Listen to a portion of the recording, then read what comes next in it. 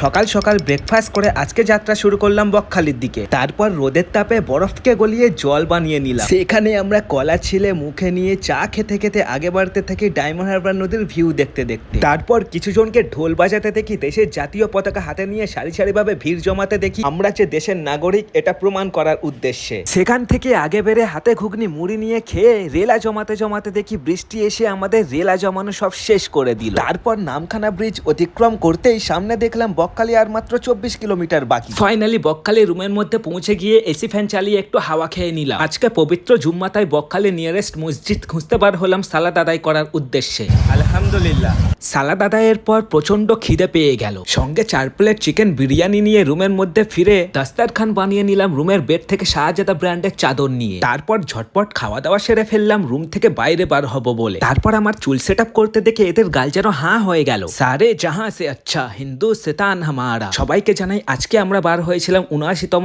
Independence day উপলক্ষে। Finally আমরা Bakkhali view পয়েন্টের দিকে আগে বাড়তে থাকি। আগে বাড়তেই সামনে দেখলাম এক সতর্ক বার্তা, তোমরা পজ বা পাউজ করে দেখে নিতে পারো। ইন্ডিপেন্ডেন্স ডে উপলক্ষে প্রচন্ড ভিড় জমেছে। এখানে খাবার দোকান, মাছের দোকান, ভুট্টা থেকে ফুচকা থেকে আইসক্রিম, ডাবের পানি সবকিছু পেয়ে যাবে, শুধু টাকার অভাব না থাকলে। মাত্র 100 টাকার বিনিময়ে ঘোড়ার পিঠে বসে নিজেকে রাজা অনুভব করতে পারবে। হঠাৎ আমরা ড্রোন ভিউ নেব প্ল্যান করলাম, কিছু অচেনা কুকুর এসে আমাদের প্ল্যানে পানি ফেলে দিতে আসে। তারপর আমরা বাড়ি ফেরার পথে একটা টি ক্যাফে হোল্ড করলাম। সর্বপ্রথমে ডিম নিলাম, তারপর গ্রিন টি নিলাম, যেটা খেয়ে আমি আমার ভবিষ্যৎ দেখতে পাই। আমি আমার ভবিষ্যৎ দেখি, তোমরা ততক্ষণ লাইক কমেন্টের সঙ্গে টুকুস করে শেয়ার করে দাও ভাই। Subscribe please.